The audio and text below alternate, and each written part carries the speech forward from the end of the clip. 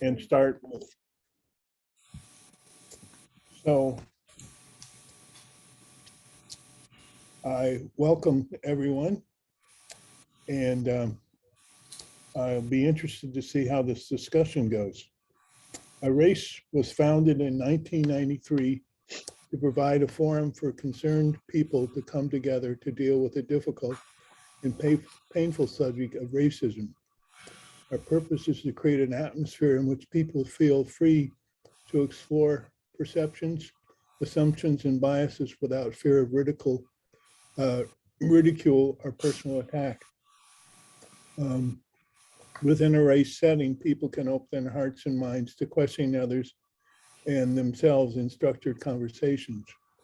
So if someone wants to make a comment, they raise one finger to get on the list for 2 uninterrupted minutes. Up to 2 people can then ask a qualifying question. These questions cannot raise a new topic, but rather try to better understand what the speaker said. There will be a wrap up where everyone who has not spoken gets 2 minutes and those who spoke get 1 minute. So I'll come back to why I chose this article, but let's have everybody introduce themselves, starting with Phyllis.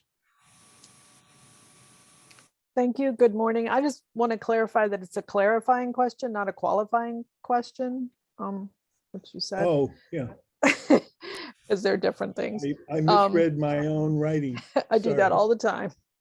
I'm Phyllis. I'm in New Orleans, and I've been attending Erace meetings since 2008. Okay. Jenny.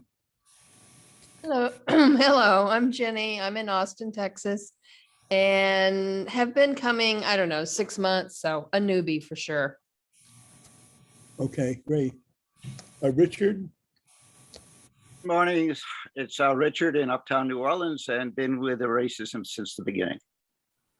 Great. Cindy.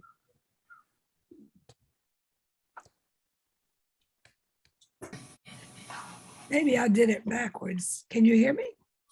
No. Yes. Sorry. Morning throat. I'm Cindy Morse, retired kindergarten teacher, Uptown New Orleans. Maybe 5 years we've been coming. So I'm looking forward to the discussion. Thanks. Hey, and Joe from Austin. Yes, good morning. I'm Joe and I'm in Austin. I'm not on the lake, but I am in Austin. And this is my first meeting with all of you. I've been interested for quite some time, and I thank Nora for helping me get going. Well, welcome. Thank you. Nora.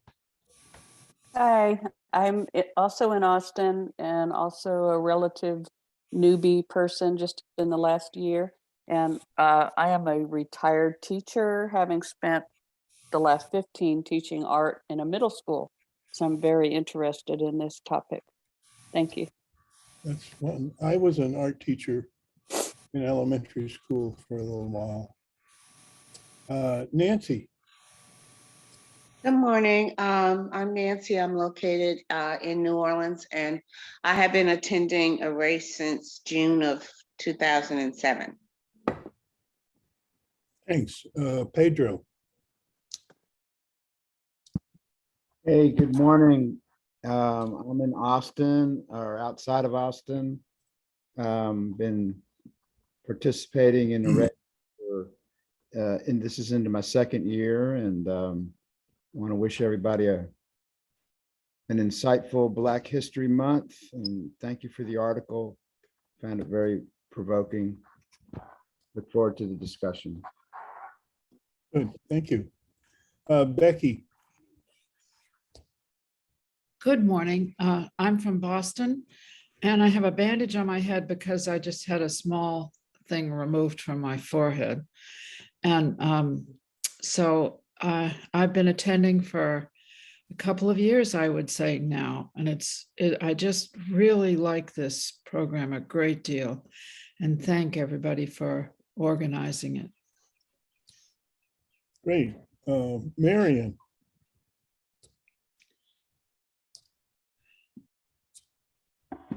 Good morning, everyone.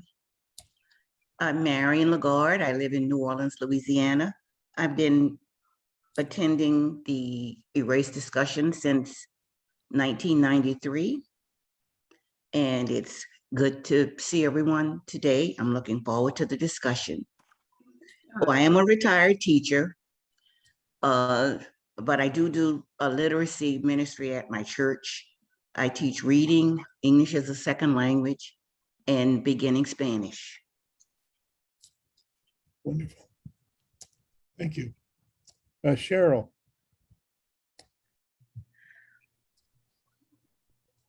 Good morning, everyone. I guess I've been coming since 2005 and then broke away a couple years ago, got back to being with you all. Really appreciate you, appreciate this conversation. I'm really honored to be on this with so many teachers. I know many of you are teachers, so I'm looking forward to this. I also have an electrician that's here working on something at my house, so please excuse me if I pop in and out. okay. Glenn, I'm Glenn Abdullah, been coming since 1994 and looking forward to this morning's meeting. thank you, Glenn. Okay, so I chose this topic because February is Black History Month, which is a federal designation, but in 14 states now, mostly in the South, but everywhere there's a Republican state house, it's now illegal to accurately discuss Black history. So how do you discuss Black history without talking about racism? In Florida, the governor signed a law making it illegal to make children feel discomfort, guilt, or anguish, or any form of psychological distress on account of their race. And in Virginia, the governor signed a law that opens a tip line so parents can report teachers who mention anything divisive. And so it's a quandary. And it's a terrible trend. In addition to the 14 states who already have laws, 35 states have introduced legislation censoring any discussion of race. And it harks back to, in one of the articles, the article on Virginia, they want to, the author said there's already a model for this whitewashed thing. And I'm quoting from a Virginia textbook that was in place from 1950 to 1970. Quote, a strong tie existed between slave and master because each was dependent on the other. The regard that master and slave had for each other made plantation life happy and prosperous.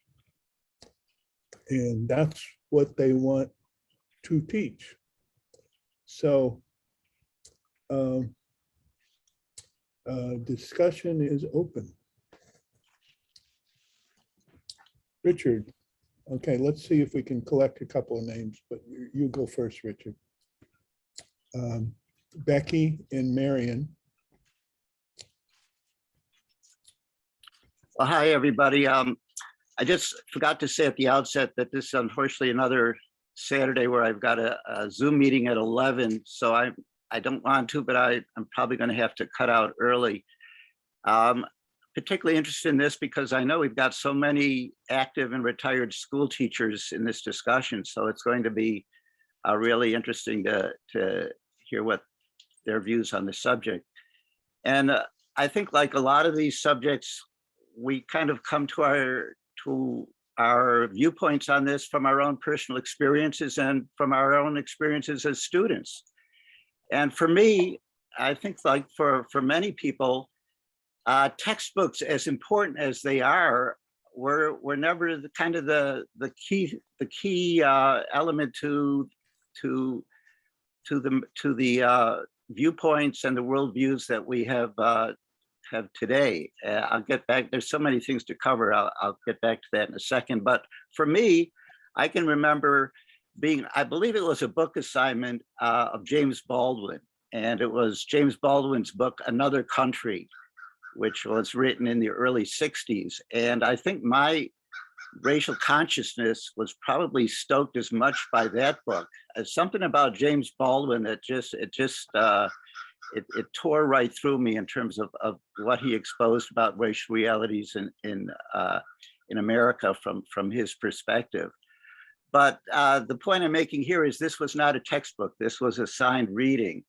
And I think but to get into the textbook issue for a second, as Bill as the article points out, most of the legislation that's been legislation that's been introduced or proposed that's listed in this article.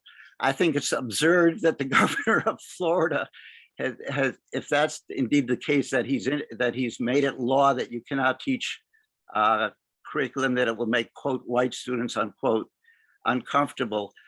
My issue there is that traditionally school boards have been independent bodies from state legislators or from political bodies in general. And I think that was deliberate, and deliberate for the kind of the reasons we're discussing here today. State legislatures should not be getting involved with school curriculum. I'll have more to say if you put me back on the list, please. Okay. Becky. I certainly am glad we have many teachers too, and I don't think the state legislature should be involved with school curriculum. But it seems to me in Germany, they did a wonderful job about accepting their responsibility for the Holocaust. Maybe it wasn't wonderful, but they somehow have added it into their curriculum without their school curriculums, without sort of a negative comments about doing that.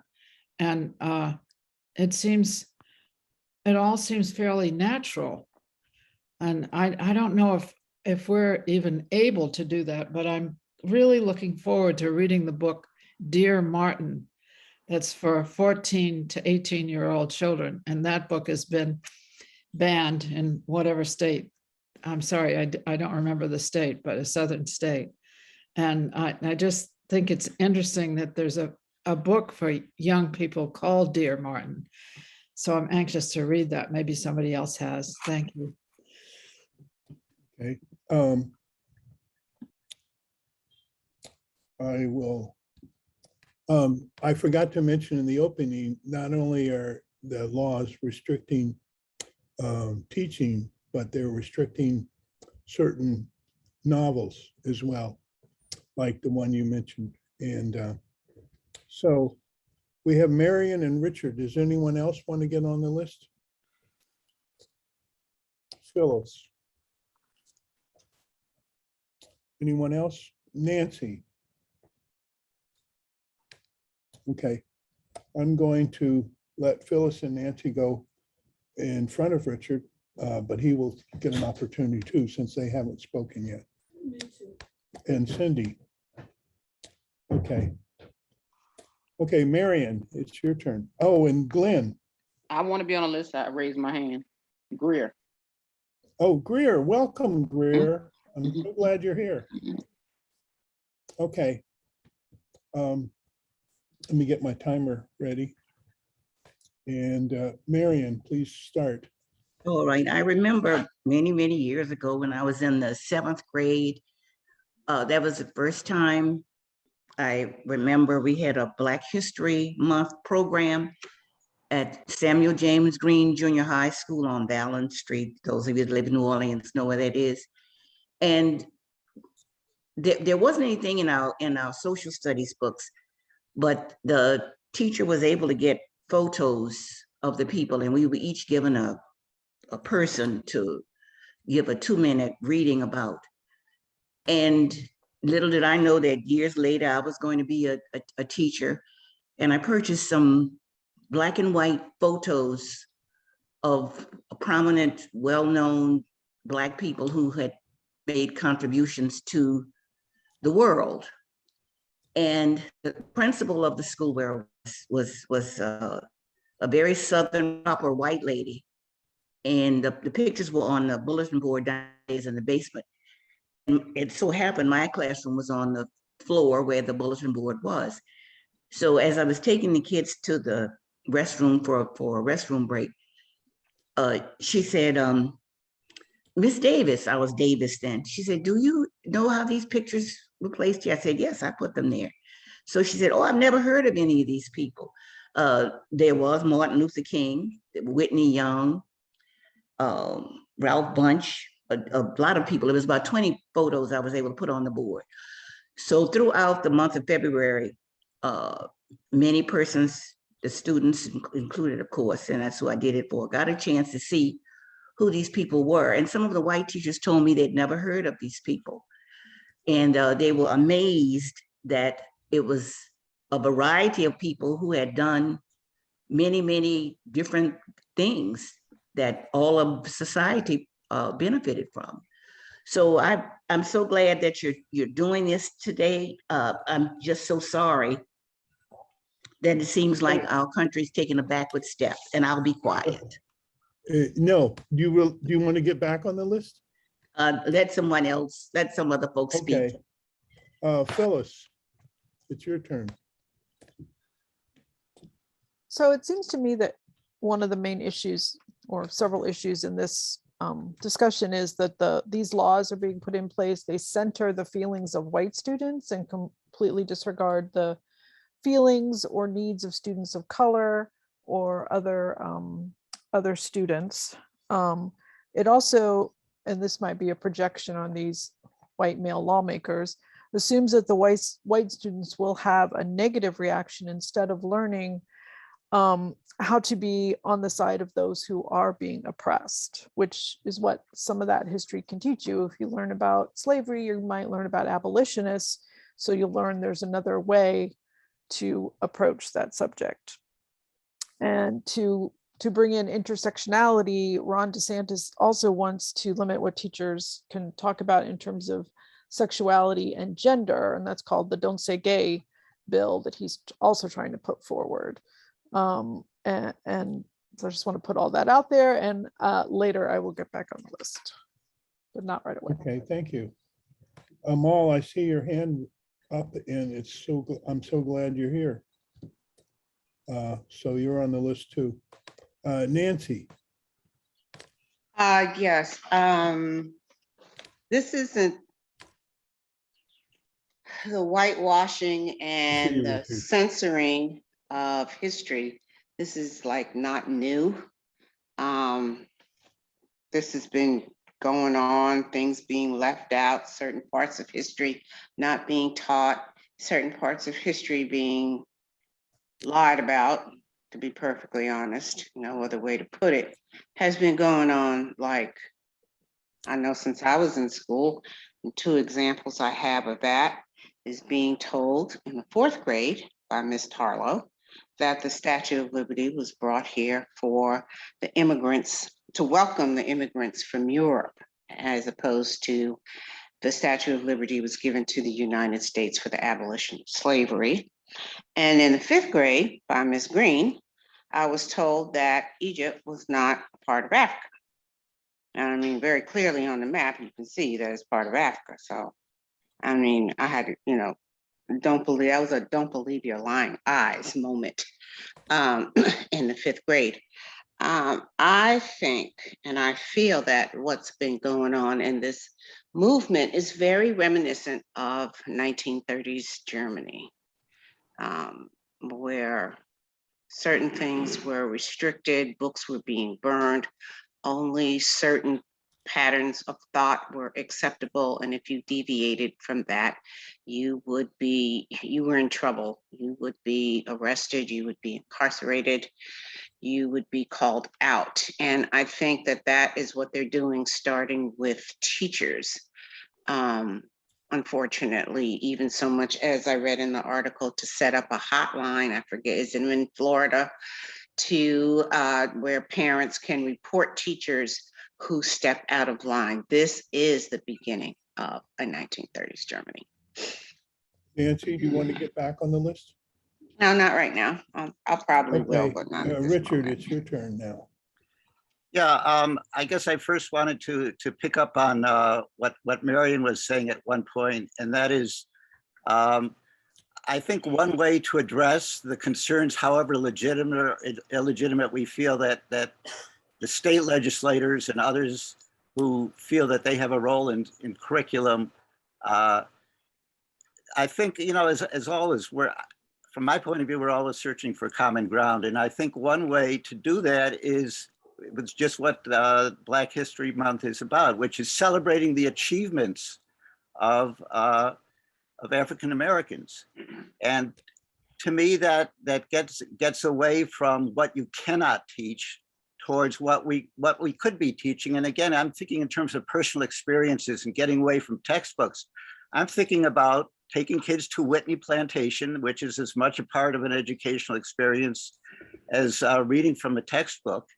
I'm thinking about visiting the slave auction blocks in Jackson Square, which is definitely a way to get to not sugarcoating what went on in New Orleans a couple of hundred years ago.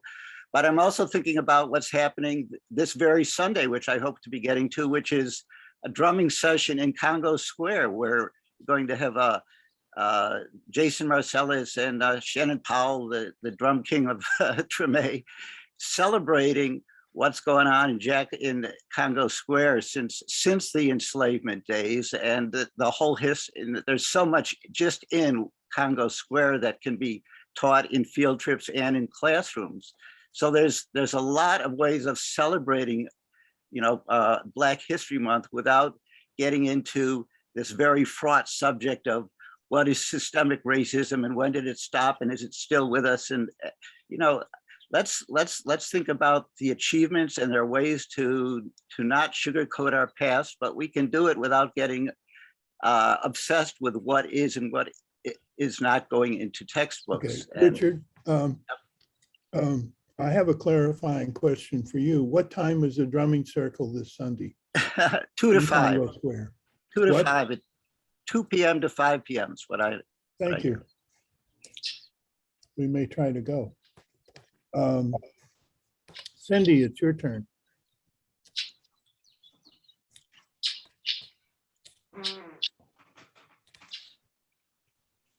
The whole question of what teachers can teach. First of all, state legislatures should have very little to say about that because they don't ever visit or know really what's happening. I was in a classroom for about 40 some years.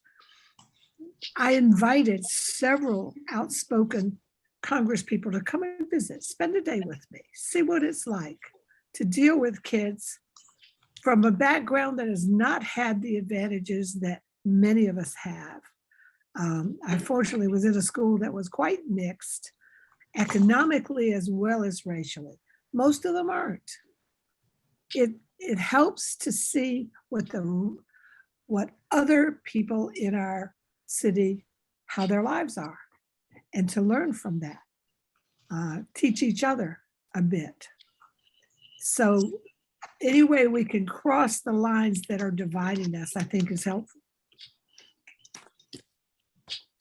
Thank you. The list is now Glenn, Greer, Amal. Does anyone else want to get on the list? And Jenny. Okay. Glenn, it's your turn. Yes. Amal's hand is up. Amal, yeah, I have you. You're after Greer. I have you on the list. Amal. The list is Glenn, Greer, Amal, Jenny. So Glenn, I'll start the 2 minutes over again since I interrupted you. So you have full 2 minutes now. Okay. Something Nancy brought out about how with Germany done. Hitler is dead, but if you don't kill with that ideology, his ideology still lives. It resurfaces. So, you know, the things that people do when they want to have an autocracy, they want to be a dictatorship. These are some of the things they you see them do. Uh, pleasing some of the pleasing some in the society and demonizing others. Uh, but if we believe, if African Americans believe that this is unjust laws, well, we can bring these laws, we can bring them to court. We had unjust laws greater than books. You know, we had, you know, the Jim Crow laws that we brought them to court. The legislature passed those laws, and we defied the laws. We demonstrated and defied the laws, and we brought it. We had civil rights lawyers who argued in the Supreme Court. So, you know, it's the same thing, like the laws that they're passing to prevent voting. These things are being contested in court right now. They're being contested. We don't have to just accept it. That's it. Thank you, Glenn. Let me get the restart on. Okay, it's Greer's turn. History is supposed to be about fact. That's the thing that we're moving away from. This country was founded on oppression. People came from another land here due to oppression. They oppressed people that were already here. Then they enslaved people to come here and work and oppress them. I mean, everybody's worrying about critical race theory in terms of theory. There's no theory to it. History is supposed to be fact. You got book bannings, a huge portion of white Americans are going, y'all asking for reparations, forget about it. Because that's never gonna happen, because that oppresses us if we have to give you anything. It's making it illegal to discuss anything that makes somebody uncomfortable. And that's insane. Nancy, I was like, get out of my head. I'm thinking, yeah, we're moving closer to becoming like what the Nazis did. My question I'm gonna ask this. And I know y'all can't answer for everybody, but to me, it seems as though the white psyche is so fragile that anything that's not said a certain way or palatable to the white psyche, it means it's not supposed to be done or it's not supposed to be said. But minorities get told things all the time. So is the white psyche that frail? That's my question. Well, let me just do this.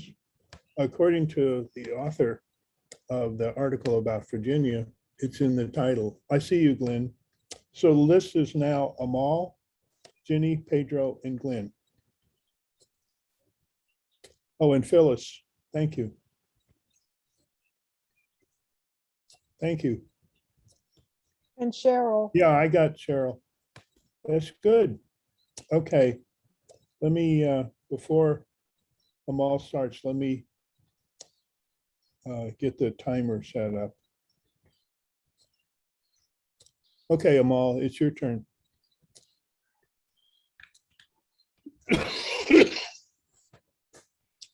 Can you hear me? Yes. Yeah, so what's interesting when I read the article is how the teaching of Black history is being equated with theory. That's one of the first things that I noticed. And those two things are not the same thing. The second thing is this reading this article, and when you look at what the article is, to me this sounds like teach Black history in a manner that feel comfortable. I'm gonna say that again. Teach in a manner that makes white folk feel comfortable. How can you say you about Jackie Robinson and then on the flip side say why Black players weren't allowed, why he was the first Black player to be allowed in the major league? I could teach you about Malcolm X, but not none of his speeches. Or I could teach you about Marvin Gaye, what's going on, but I can't give you the history behind in the song itself. So what would be the point even teaching anything, the understanding behind it? What would be the point? It's not teach it at all. So that's what I see going on in this article. This is a teach Black history in a manner that makes white folk feel comfortable. That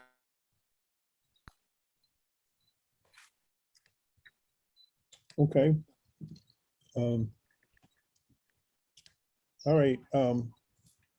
Jenny, Yeah, one of the wait, it's a clarifying question. Clarifying question from Cindy, I'm sorry. and put me on the list. Okay, I'm trying to get to stop this thing. Apologize. Okay. All right, the list is Ginny, Pedro, Glenn, Phyllis, Cheryl, and Nancy. And Cindy has a clarifying question, and Richard after Nancy. Cindy, your clarifying question. Well, my question has to do with whether you think it's even possible to teach Black history in a way that doesn't make whites uncomfortable. I don't think it's possible, and I don't think it should be. To answer your question, I really don't care if that. Oh, I agree. Teach the truth. Teach the truth. I think we, as a white person, need to be uncomfortable because of the history. Any white Cindy, person. you want to get on the list? Sorry to interrupt. Okay. To answer, I don't care. I If agree. it makes white folk feel comfortable or uncomfortable. I'm not going to sugarcoat the history of my people and crap on the legacy because white folks feel uncomfortable about the truth. They just gonna have to be. It's just that simple. They're gonna have to be uncomfortable. I agree. It's long overdue. Okay. Marva, it's nice to see you.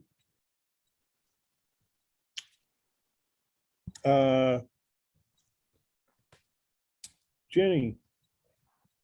Yeah, just to kind of second what you said, Amal, when you said, are white people that fragile? I thought to myself, who cares? I mean, seriously, and I don't mean that ugly but it doesn't matter. I mean, and who knows? Makes me crazy. Anyway, there was a link in the article you sent, Bill, which was a really good article. And it talked about Youngkin. I guess that's how you say his name. He sent his kids to private school. He was on the board of two or one of them because he had a boy and a girl and they went to different schools. Both schools committed to discussing racism, racial justice. They had all the staff read White Fragility. And then let me read you just a quick quote that he made. He favored a place that believes that as we hold conversations around honoring each student's identity, history, and experiences, discomfort helps us to stretch and grow. Learning how to engage in difficult conversations, to listen respectfully, and to consider multiple perspectives are vital. And they also, the school has on their website, has a book, Critical Race Theory and Introduction. So I guess it was pandering, to the constituents is what changed him. That's my assumption, but that's 180 degrees for sure. So that kind of blew me away when I read that. Thanks. Thanks. Pedro, it's your turn. Yeah, it kind of reminds me the whole discussion of banning critical race theory. It's kind of like you step on a piece of glass and it's in your foot and it's going to really hurt taking it out. But if you don't take it out, you can lose your foot. And of course it's going to be painful. And we have a painful history that needs to be dealt with. It's never been dealt with. And you have a closed discourse of information in which certain things are not allowed to be talked about. And it's not just about race, it's about, foreign policy issues and those types of things as well. Anything that indicts or deconstructs oppression is fought tooth and nail by those powers that have that power. And that group, ALEC, the American Legislative Group, they're behind a lot of these efforts. In other words, there's corporations that pay millions and millions and millions of dollars to these groups like ALEC that then go out and promote this type of legislation that we're talking about, and other legislations that forbid you to see behind the curtain, that forbid you to get the information that's needed to deconstruct the very simple oppression that really, I think, finds its greatest momentum in the wealth inequality that we've talked about before and such. Yeah, it'll be painful, and it should be painful. And instead, taking field trips and those types of things are important, but dragging systemic racism out in the broad daylight and looking at it straight on is what is being forbidden. And that's criminal, because it continues kinds of forms that we now see in the 21st century. Pedro, do you want to get back on the list? No, I'm good. Thank you, though. Okay, it's Glenn's turn now. I want to get on the list, Bill. This is Greer. Oh, yes, you're on the list now. Sorry, I can't always look up. So Glenn, it's your turn. Okay. So all this feeling about, about critical race theory and all that. No, the American public was not feeling no anxiety over a critical race theory. They know nothing about it. It's an artificial implanted into their head by politicians. Politician wants a group to support them, to support their candidates, so they find a artificial issue to bring before people and get them all upset over it. And then that's the candidate they want to save them from this. DeSantis in Florida, he made an issue out of children going to school with a mask. They're taking our freedom away. I want to see my little children smile. I don't want their smile hit me. All kind of artificial implants. They stole my vote. They're stealing our vote. Millions of people voted. People weren't thinking anything about that. That's something that was artificially implanted, and they use the Fox machine to spread their lies. So it's really not the American people. They've just been duped. That's it. Thank you, Glenn. I agree with everything you said. Okay, it's Phyllis's turn. Well, I wanted to respond to Greer's question. And like Ginny, I don't really care about the feelings of little white kids. If they're feeling that uncomfortable, it's probably actually their parents who are feeling uncomfortable, not the children. I was thinking this week about like what's wrong with the GOP? Like they're cynical, they're scared, they have a scarcity mindset. If anybody gets anything, that's less for them. They're divisive. They destroy the country to remain in power. And it's just, like I said, cynical of them. And I think Youngkin and DeSantis are examples of this, that they just say whatever they think will rile up their voters, whether it's rational, whether it's true. People don't really have, a lot of people don't have critical thinking skills to see through this. And this kind of education that they're promoting is just going to make that even worse in the coming generations, that they won't know how to discern fact from a lie, and won't know how to discuss the truth of a history of anything. And it's really terrifying. I hope that this gets less prominent than it seems to be right now, but there's thought leaders, as they're called, like Tucker Carlson or Joe Rogan, who just say things and don't take responsibility, don't have responsibility. And it's scary that there's a whole group of people that could, and I hope not, come into power again at the midterms and take us backwards some more. Thank you. Phyllis, do you want to get back on the list? Not right now. Thank you. Okay, it's Cheryl's turn.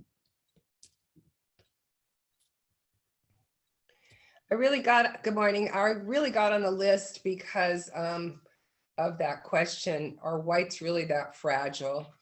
I don't think that whites are fragile at all in that sense. I think that that's an excuse. I think that using something like that, I mean, it's right out of, reading about white fragility, that people make noises like Pedro, that. are you going to be on the list? Nancy is really right. This is a scary time. I really agree with Glenn. I hope, Glenn, you are absolutely right that we will be able to get ourselves out of these things. That's a good thought. I'm going to hold that thought today after this discussion. I don't understand why whites' comfortability I saw you. is considered at all, because people of color are uncomfortable all the time. I think this is going to separate us so much more. I do agree with everyone that this is not a matter where the state can get involved or politicians should get involved, that the education system is supposed to be set separately. I'm a little curious if anybody can write in the chat or wants to speak to, who do we talk to about this? Like, where do we step out? I did see that here in Louisiana by reading the wonderful things that Bill has sent to us, that it was voted for here and it was taken out, and we have things to protect us from that here. But really thinking about all those other children. And just to end it, there was an interview recently, and I can't tell you where I saw it, but it was a child who was speaking out. It was a white child speaking out, and to the fact that she said, this doesn't make me feel funny or bad or anything. It makes me feel like there's work to do. The child didn't take it personally at all. And I think that's a lie. I have a clarifying question for Cheryl. You said the Louisiana legislature did not approve these censorship laws. There's that article that you sent us, Bill. There was a place where I could press a button and look at another screen. I don't have my other computer up right now to look at it. That's okay. I didn't want to There was take a up too place much where you time. could, it had all those little spots where you could go and look for other things, and it had a map of the United States, and in that map it said, places that are not even considering this, places that are considering this, and it was a large number, places that have approved of this, places where these things have been introduced, but they have been rejected and laws have been put in place, or things have been put, maybe not laws, but things have been put in place. So I might take a minute and see if I can find that and stick it in the chat for you, but it was in your article that I saw that today. Okay, thank you. Thank you, Nick. Nancy, it's your turn. I have a clarifying question for Cheryl. Cheryl, Go can I ahead. ask you a question? Did you see that young student on the, do you watch Full Frontal with Sam B? You know, I have been just all over the place. I have to be working on my concentration right now, but it was an actual interview that came through something on this subject coming up about how does this really make the children feel. And it was someone who had a background. You know, look at me. I found out my family was Confederate. I'm living with it. I know what I have to do. Thank you. Yeah. Thank you. Okay, Nancy. It's your turn. Yes. There is, for one, I agree with Glenn and I agree with Phyllis and things that she said. I think one of the reasons is that this is going on. For one thing, I say this all the time, dysfunction thrives in the dark. When you are able to keep things hidden, you can do a lot of stuff. You can, manipulate things. You can, and I think along with that, when there's so many different situations when things are kept hidden, that dysfunction continues. And I think this falls right in line with that. And so I always say dysfunction thrives in the dark. You have to shine a light on it. You need some air, get some air, open up the windows, shine some light and get some air on the situation to begin rectifying it. But I also want to bring up that I didn't watch it last night because I forgot, but there is a show on Showtime called Don't Worry, Everything's Gonna Be All White, okay? And it's about all of the issues that they're talking. It's about voting rights. It's about critical race theory. It's about a number of issues that affect, I guess, particularly Black people. I did see some of the trailers. It looked very interesting, and I will catch up on it this weekend. But I think it's, from the trailer, it looked like it was worthwhile looking at. Okay, that's it. Thank you. Let me get the timer going. Richard, it's your turn. Okay, I think I want to address head on this whole issue because it runs through the current of these two articles about this issue about we're introducing this legislation partly, and it gets to the governor of Florida because we don't want to make quote whites unquote uncomfortable. The whole issue of uncomfortableness is so squishy to begin with, but I think it is very important whether third, fourth through 12th grade students from whatever background are quote comfortable or are able to get anything out of what is being taught to them when it comes to education on a racial past. Because it just occurred to me, we've got these Uyghur re-education camps in China where they are being taught a specific cultural history of China, and they are from the sounds of it, this is a re-education camp for Uyghurs. And is there an opportunity for discussion for the Uyghurs to ask, well, you're telling me this, but this is what my culture believes, and do I have can I express my opinion about what you're telling me? And I think that parents of quote white children also want to be able to feel that they're not, that these curriculums are not lectures, that they're not diatribes, as the article itself says, that even people in the woke generation say it's important how we present this information. It has to be done in a way that children from whatever background can question what is being asked of them, that that parents don't feel that this issue of how race was racial issues were addressed 200 years ago, and racial divides, that there Richard, is your time nuance, is and up. that it needs to be addressed. It can't be shoved down anybody's throat. Richard, do you want to get back on the list? Yeah, thank you. Okay. We're getting close to Clarifying the- question. I have a clarifying Sure, question. Nancy.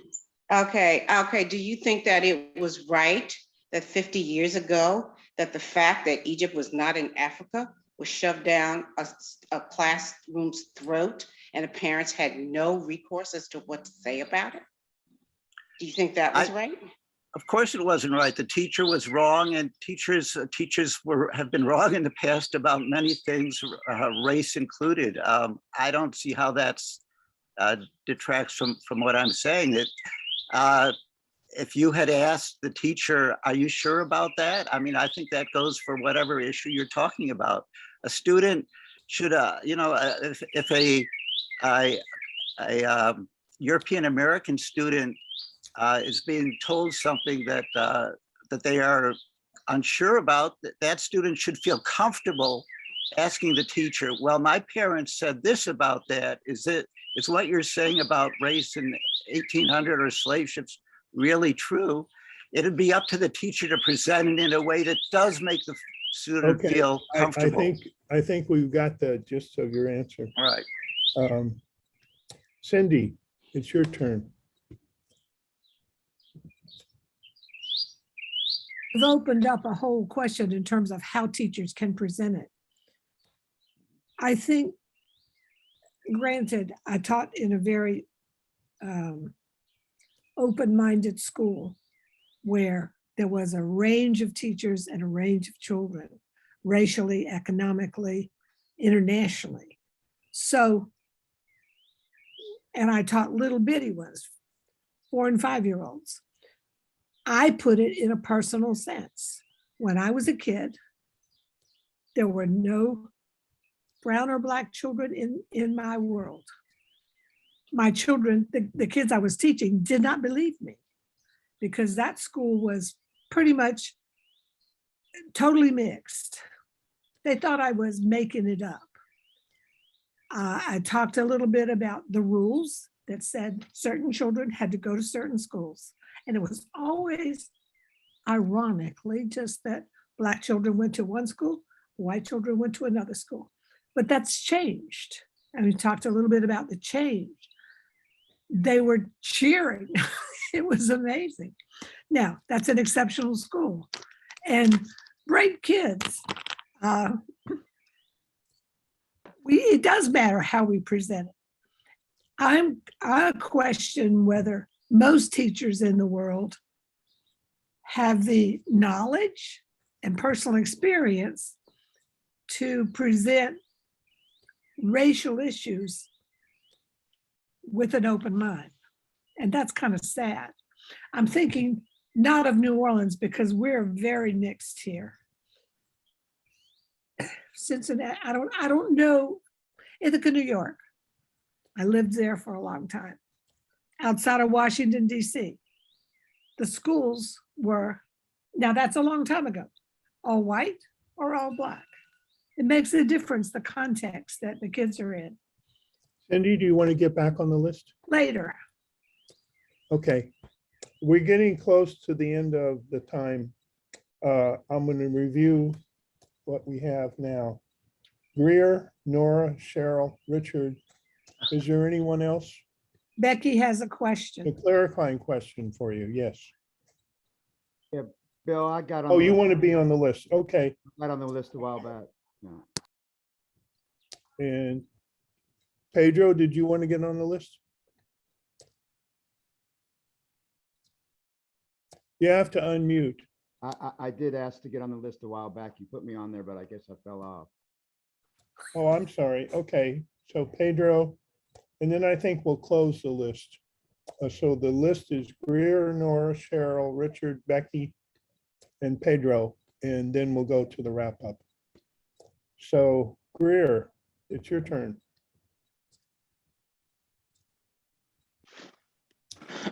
We're talking about, everybody's talking about how history is to be taught and who's to teach it and how it's being taught.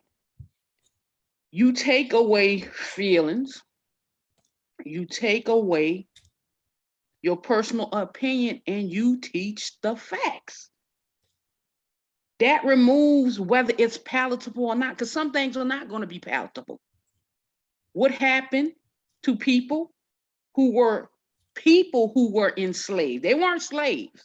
They were people who were enslaved. They had positions, they had lives, they had family. Nice. But the way they're portrayed, they were slaves, and that's all they ever were. Some things on, I don't care how much you season something, how much you dumb it down. If you're teaching facts, facts are facts. If we go look outside the window right now and the sun is shining and the sky is blue, that's what's happening. We have to stop dumbing down stuff to protect other people's psyche. The mere fact that I'm walking around in America shows that something happened here. And the bigger picture that I think some people are missing is, if the truth is actually taught, then these children will ask questions. Well, why did this happen? And why are you still letting it happen today? These parents and these people and this country is not willing to deal with its sin. It'd rather live in an illusion of we're all together. It's a melting pot. No, it's a colloid suspension. We're just particles that happen to be bouncing up against each other, but we're not a mixture. You want to paint it happy sunshine and roses, and that's not what it is. When you teach people the truth, they're going to start asking questions, and that's the biggest fear America has. Thank you. Thank you, Greer. Nora. Yeah, as I mentioned, I taught art in a middle school, and I did teach briefly a little section on leadership. And if I was teaching today, I'd be really scared, and I probably would be in danger of being fired, because I presented a lot of what I thought were kind of radical things, and did show the Blue-Eyed, Green-Eyed documentary in my class, and to address my abilities to teach. I don't think that I was terribly trained or just adequately trained to teach those subjects, and I think that's true for many of us teachers. And the other thing is, my own kids went to the same school, and I had issues with how they were being taught. My son's history teacher was a ex-military guy, and I was very concerned about how the Civil War and other conflicts were being presented to him. And I probably should have been fired, because it was really apparent in the community that they did want to maintain their white supremacy. Let's see, what else did I want to say? I guess that's all. Thanks. Okay, thank you. 1 second. And now it's Cheryl's turn. I just wanted to bring this up. It was on the EDW that you sent us, education, adweek.org. And the article, it's a map where critical race theory is under attack. And it lists every state, so you can go and read about it. And this is here for us in Louisiana in April 2021. Republican Ray Garofalo, a Republican, voluntarily deferred a bill that would ban teaching of divisive concepts after criticism for other Louisiana lawmakers and state education officials. Thank you. Thank you. Richard, it's your turn.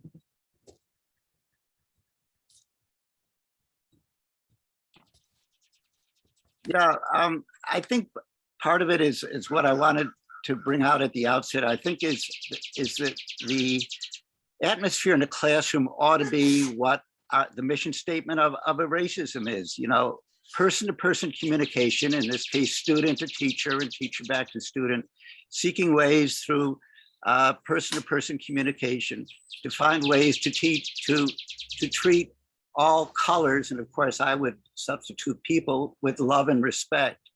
And I think the way to do that is yes, you need to have teachers who feel qualified and comfortable teaching about what, if you want to use the word, uncomfortable subjects. And they should not be cast aside. They should not be eliminated from discussion.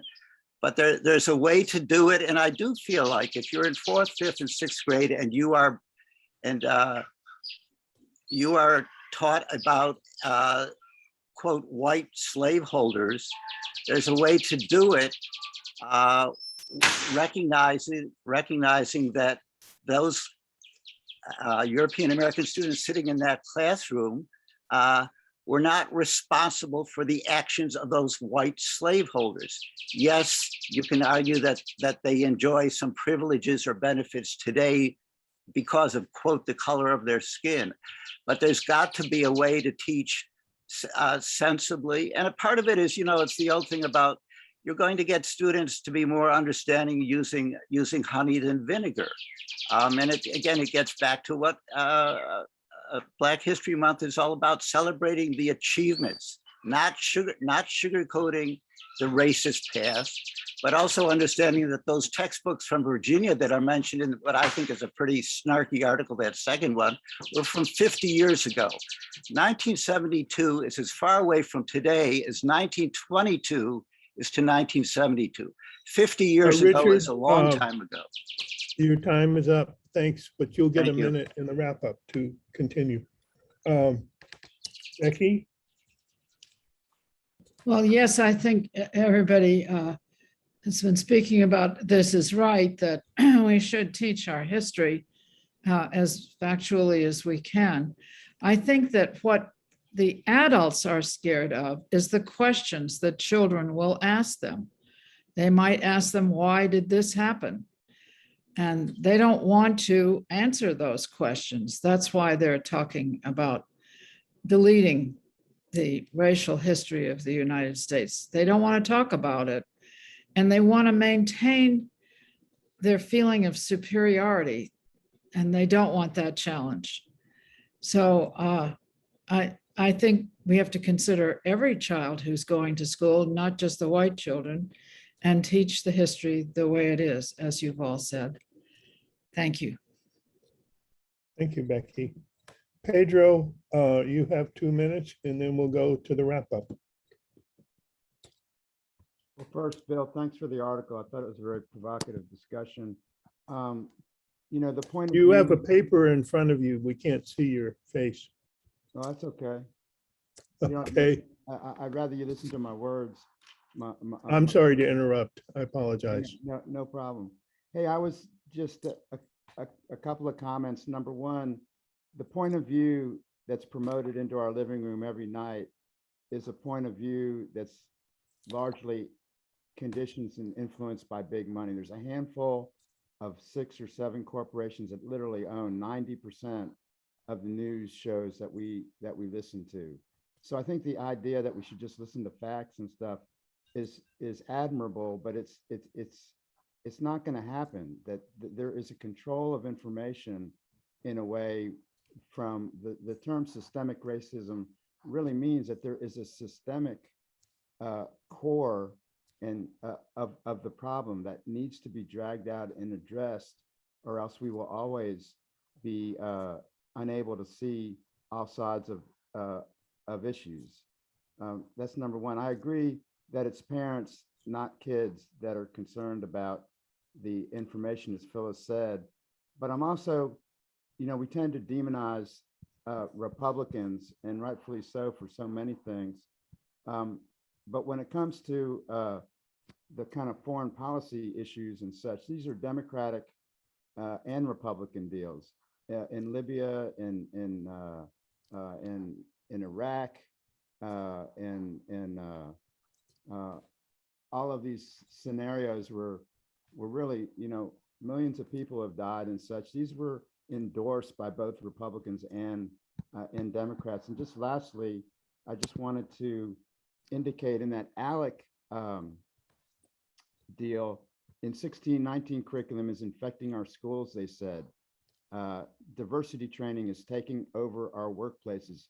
How do patriotic Americans respond?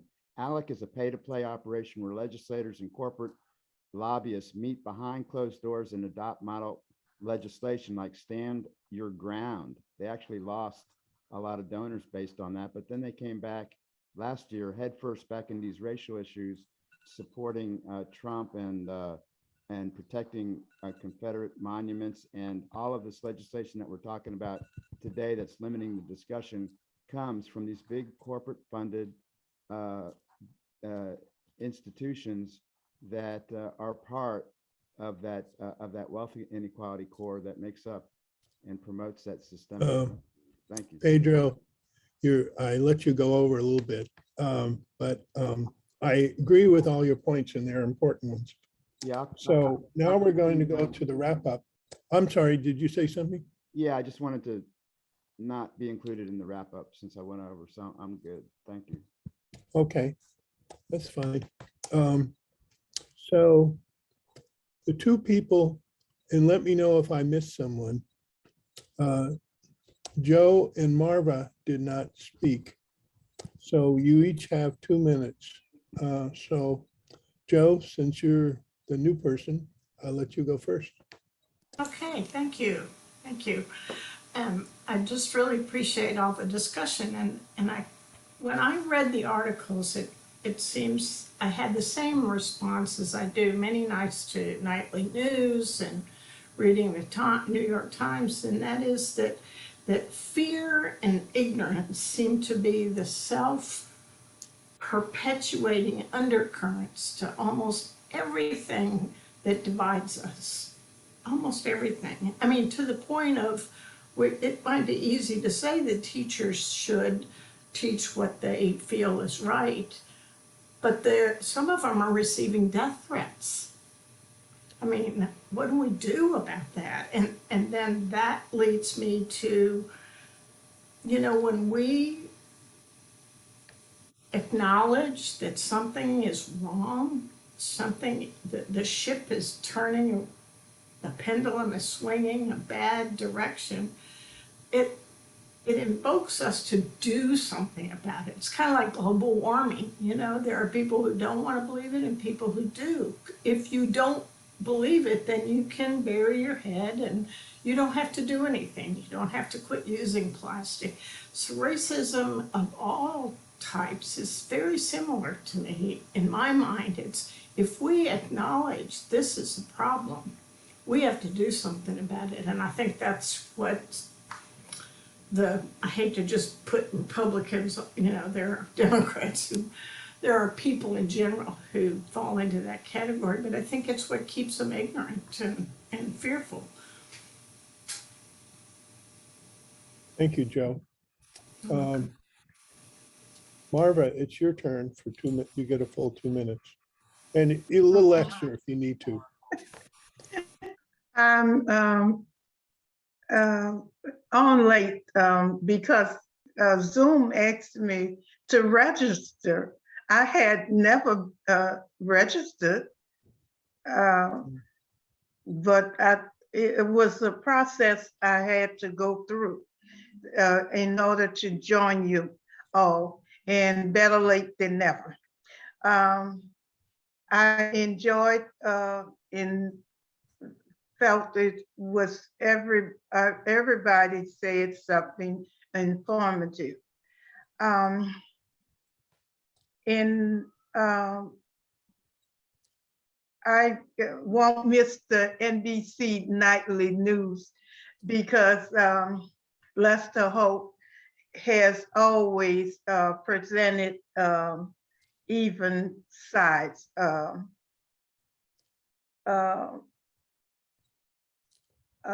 Race reality, it seems to be on the news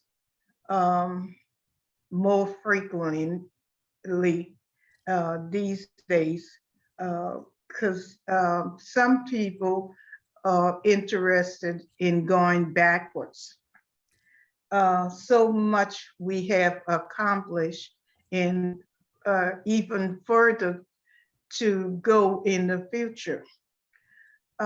Thank you all for your input, and I've really leaving this meeting with something to think about.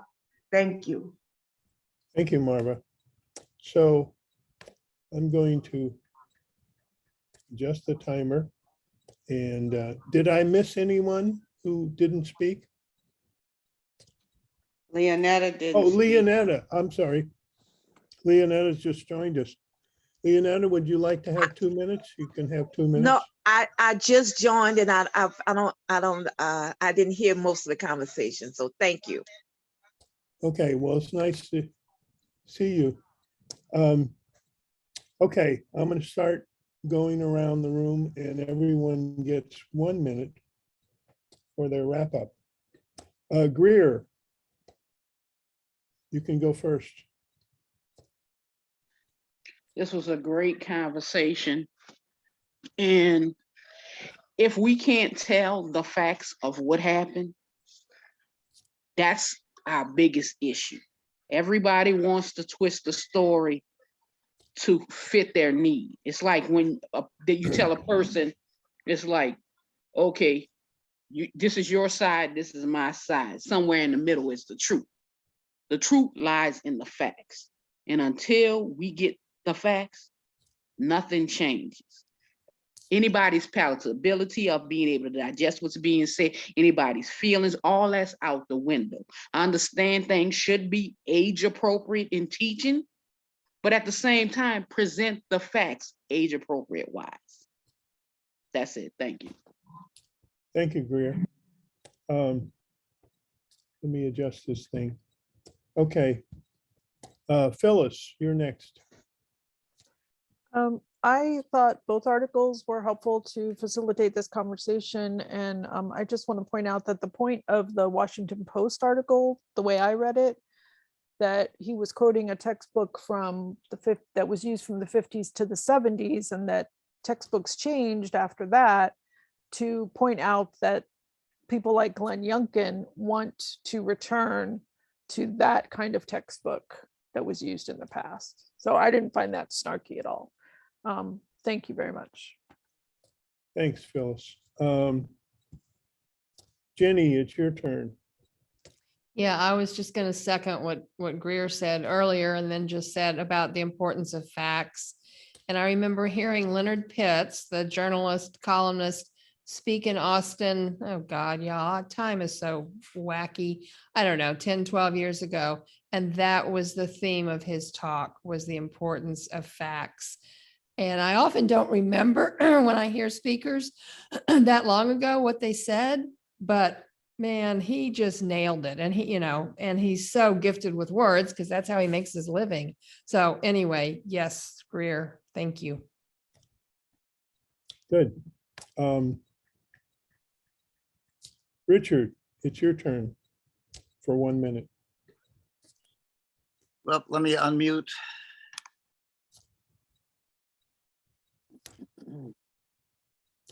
You just muted yourself.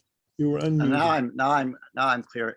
And I agree with Greer also that the facts need to be taught. And I think one way to do that is what the first article itself talks about is source documents. I think part of the reason parents are understandably concerned and legislators is because there's a lot of subjectivity built into how the racism in America is taught. And I think source documents, whether it's from Frederick Douglass, Thomas Jefferson was mentioned in the context of, well, he was a racist based on what he taught. But even with source documents, we need to be careful about the writings of Thomas Jefferson from one period versus another. This was the case with the John Muir of the Sierra Club. There's a lot of angst now about what, can we even think about John Muir as a Sierra Club, as the founder of the Sierra Club legitimately in right of his fraught writings. But the current Puerto Rican president of the Sierra Club says we cannot dismiss John Muir. We've got to take his writings basically in context. The vast majority of European American parents are moderates who are just looking for a reasonable approach to teaching the truth. Okay, thank you. Cindy?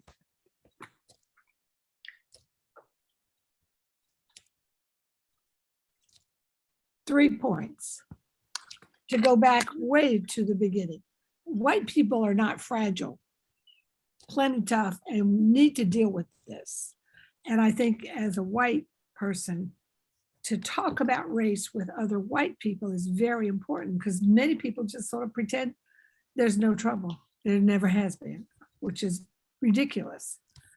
Second point, I think some sort of recognition of America's history of oppression for as long as it's existed is really important, to recognize that this has happened over and over and over with the Native Americans, with the Japanese, with the Germans, with anybody that we disagree with. They're the bad guy. It's time to recognize that people have opinions that needs to be respected, whether we agree or not. And I guess that's the end of it. Sorry. That's okay.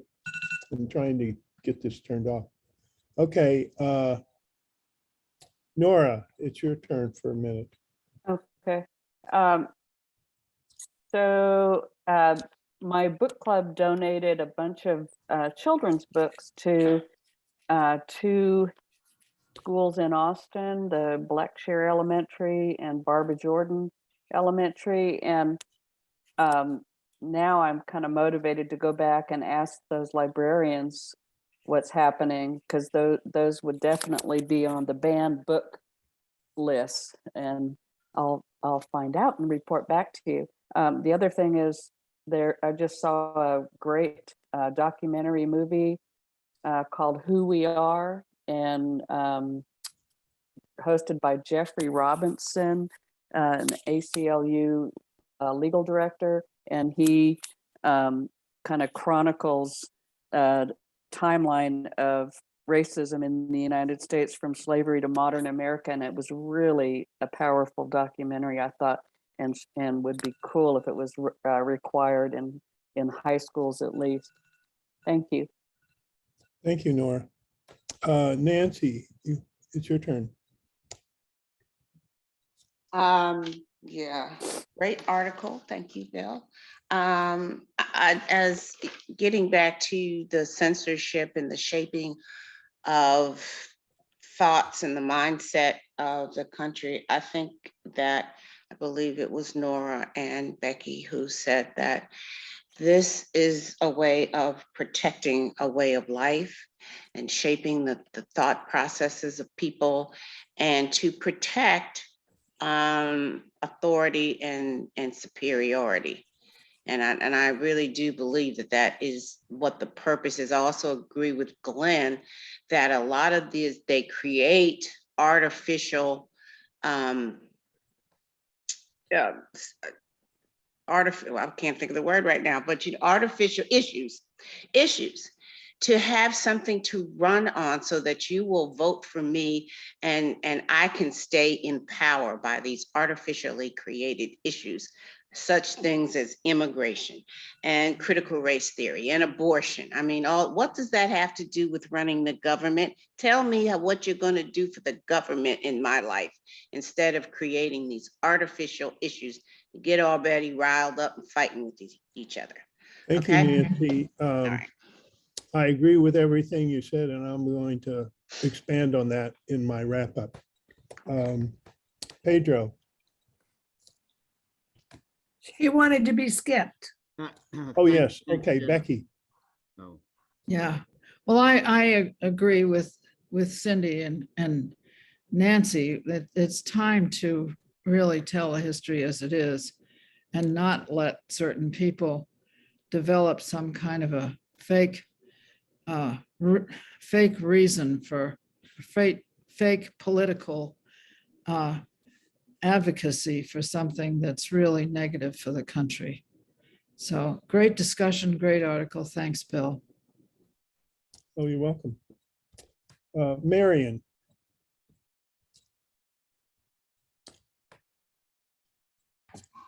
Thank you, Bill, for this very timely reading, and thanks to everybody else for their comments. I may have been out of the classroom for a few years, but I am so glad that I spent 41 years not missing the opportunity to present to just to Black students, but to all of the students who might not have known what the history was.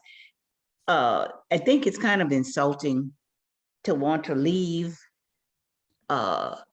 people of African descent out of the history of America and their positive achievements, but to try to sugarcoat or whitewash the bare facts is just a stupid thing to do. It was what it was. It was a horrible time when people were kidnapped and brought across the Atlantic Ocean in chains. And it's too bad, tough toenails. It is what it is. And the sooner you face the truth, the better off we're all going to be. We're all human beings, we're all flawed, I say it all the time. And to try to ignore that part of history, ugly as it was, is very insulting. And you might as well just face the facts so that we can move on and have whatever peace we have left here on earth, tell the truth, accept it, and move on. Thank you, Bill, for the article. Thanks, everybody, for your comments. Thank you. Cheryl. Thanks, Marion. I appreciate what you said. I guess I really feel my Pollyanna white self over here wants to end this with some good thoughts. I do believe that this is horrible because of the divisiveness of it. And I think everyone said some really good things about how this is to keep people's agendas going and to keep people on an emotional edge and fill them with fear and just so that people can stay in power. I like to go to Natchez, Mississippi, where you can't turn a corner without seeing a sign about what's happened there. And people will say, Natchez, and I'll be like, well, New Orleans was the same, but we candy coat New Orleans, especially the next 2 weeks during Black History Month with this, this la, and I hope everybody has a good time with it all if you enjoy it. But I just think it's really a distraction. But Europeans are starting to come back because of COVID. And it's really interesting to me. They come here and they go on the civil rights trail. And that was one of the nice things recently is there's a new historian in Natchez, and he has put Natchez on the civil rights trail. People are now coming there, and there's more people being aware of what happened with George Metcalf and how the voting rights and all of that. So I'll just say, I'd like to go over a little bit, but hopefully we get to a positive place with this by being reactive in a good way. Glenn, it's your turn. Well, I don't think white people are as dumb as we think they are on what happened in African American history. In the past 45 years, TV has played a major part in educating the white public. I remember when Roots came on, that affected the white community. That now companies come up, people are looking for their roots because of that movie. People want to look up their history, So they are very much informed. We have movies, 12 Years a Slave. and so many things that have Ken Burns, you know, they see it on TV, then they buy the DVDs. Millions and millions of white Americans are informed. You know, and so that's not think they're not informed, and that we are not informed. Thank you. Thank you, Glenn. Amal.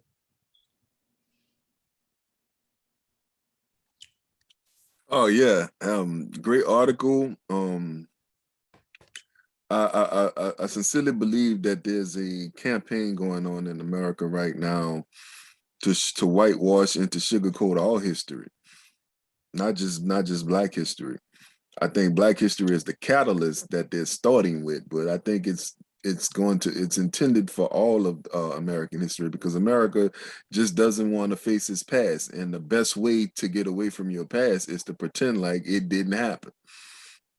And so that's what I'm seeing going on right now in the United States. This let's get away from the past and pretend like it didn't happen campaign. But that's where the danger comes in at, because getting away from it and pretending like it didn't happen is what makes it happen again.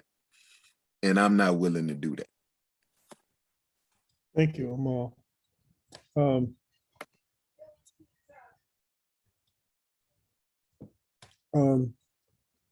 So in my wrap up, I want to say a couple of things.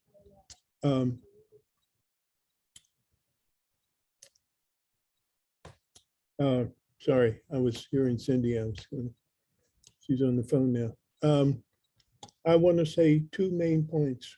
First of all, this whole issue is just a distraction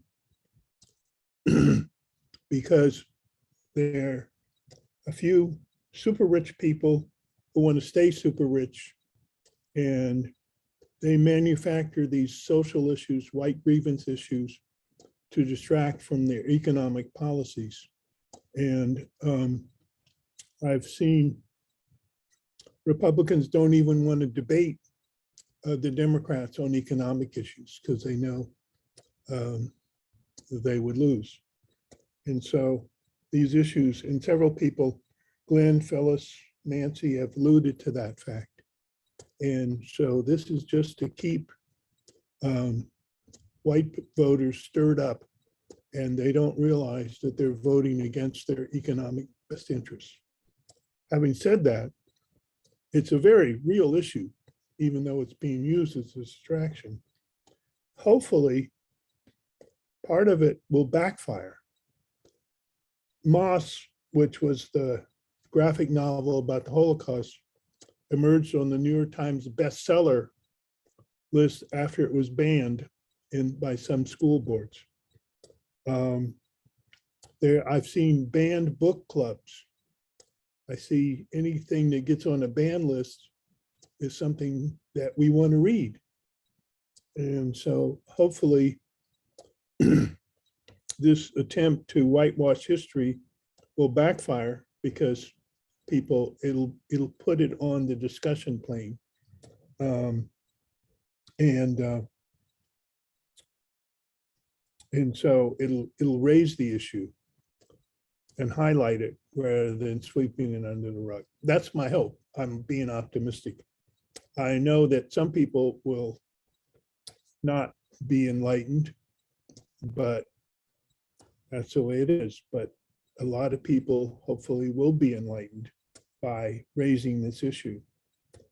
And finally, authoritarian dictatorships want to exercise mind control.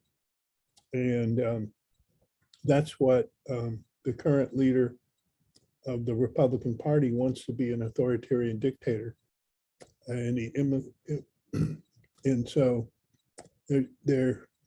instituted the 1776 project in opposition to the 1619 project to whitewash history.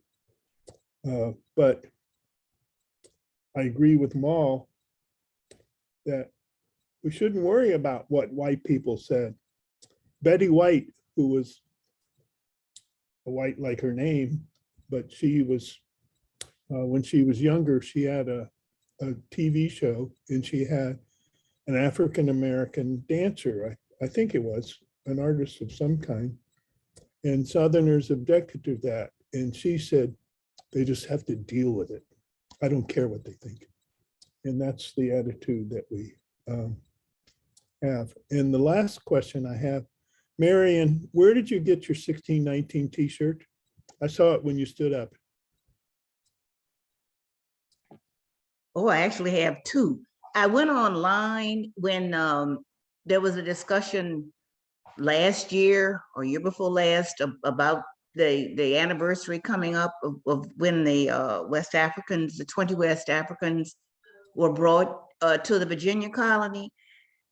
Just go online and Google 1619 t-shirts.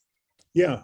I've forgotten for the life of me. I can't remember what company it came from, but I ordered it through I ordered them through Amazon. Thank you.